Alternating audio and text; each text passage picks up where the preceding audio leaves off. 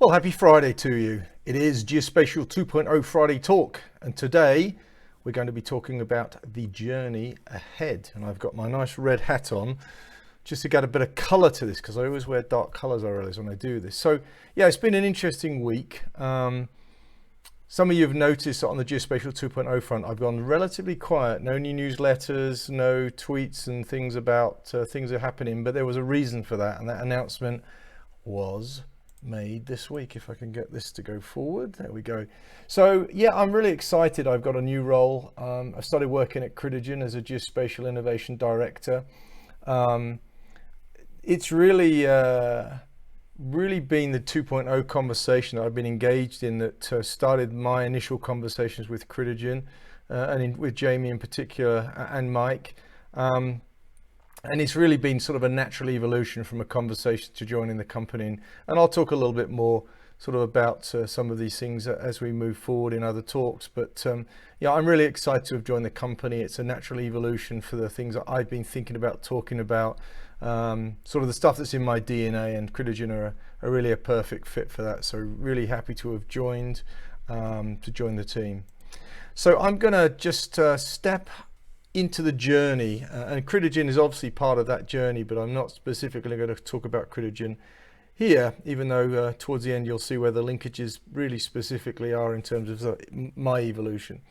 So I think that we, again, from past Friday talks, I've mentioned the fact that, you know, a lot of the stuff that we're talking about here within the Geo 2.0 world is really sort of extending what I've defined as a 1.0 world. It isn't, they're not really separate worlds. I mean, they're separate in the sense that data and technologies, the 1.0 world was not initially sort of architected for, but to me, 2.0 is really sort of the evolution of geospatial. So, and I'll kind of discuss that in this talk. So on the extreme right side of the diagram there, really a lot of what I've been kind of focused on over the last year or two has really been the data and analytics that have emerged, if you like. So we've now got the ability to collect so much new data with these miniaturized sensors, and we've got the ability to analyze that data with artificial intelligence and machine learning.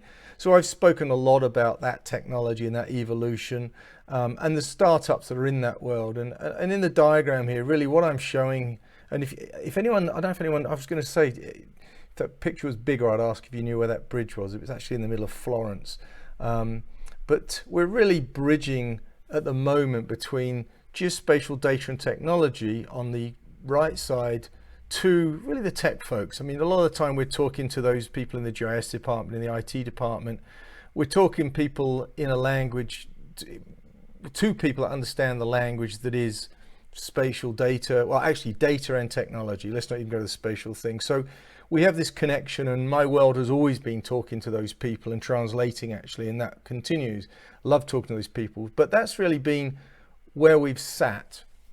And again, the 2.0 conversation really sits over on that advances in technology and data.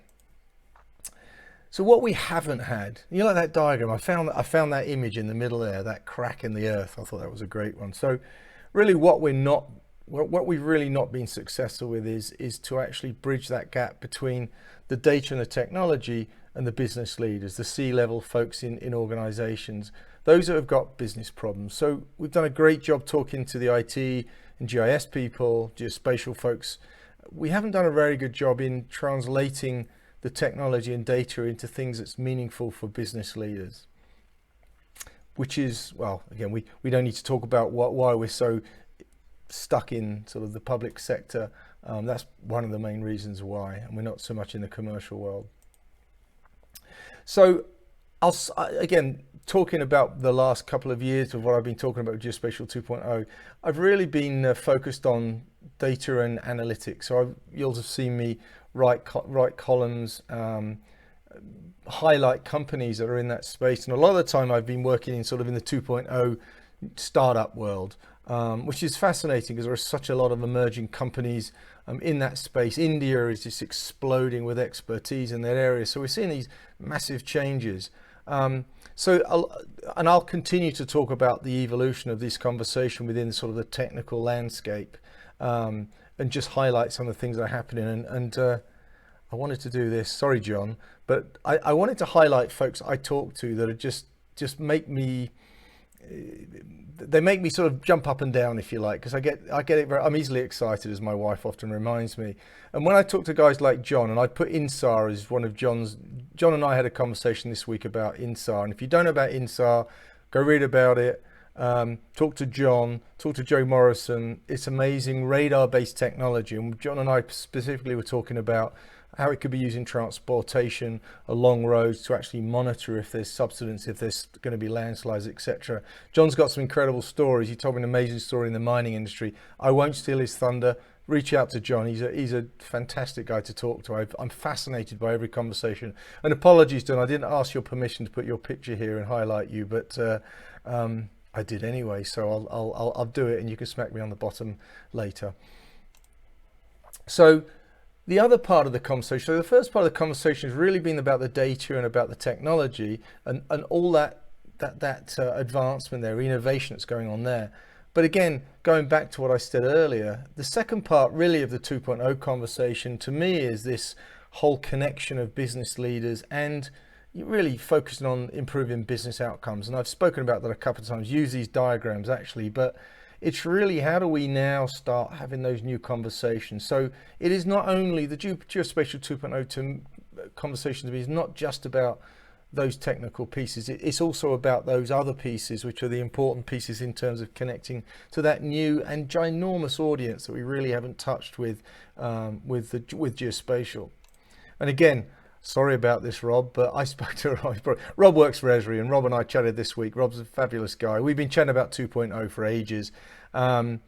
Specifically, Rob and I spoke this week about OODA, or Observe, Orient, Decide and Act. And again, I'm not going to talk about that. Ask Rob about it. Go read about it. But we were talking, and I see Rob as, you know, he works as an account exec at Esri, senior account exec, and he's really one of these, I'd call him a geospatial business outcomes expert, because he's really focused on how can we get the most out of this technology. And in his world, he focused very much on ArcGIS, but he's still, he is a geospatial outcomes expert. And OODA is really a way that we start with the problem. And again, I'm harped on that before. How do we don't start with the technology, we start with the problem. And there's a methodology that Rob was telling me about, which was really fascinating. And by the way, Rob, let's get on another call next week and explore that in a bit more depth.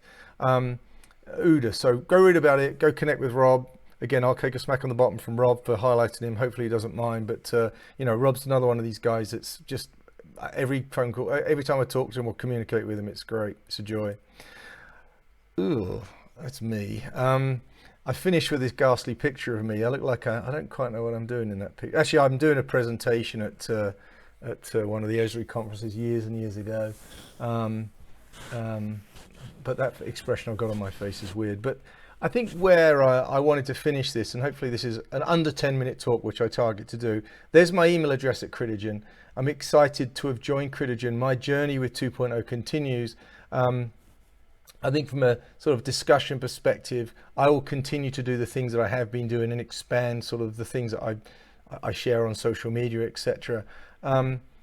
Which is more on the theoretical side, really on the Critigen side of my journey. It's really how do we take some of those pieces and actually make them reality. And Critigen are in a wonderful position with an amazing team to actually make some of these things actually happen. And part of my core role at Critigen is to actually sort of take some of these things that we're talking about here and start to make them reality. So actually not only connecting in with the right people, having the right conversations, but bringing some of these new ideas to bear to actually look at particular problems. And initially my focus is in public sector transportation and to some degree utilities as well. And there are some really great use cases within that world where we can actually leverage this 2.0 world and solve some real business problems. So there's your Friday talk. As I always say, enjoy your weekend, and I look forward to doing the same next week. Cheerio.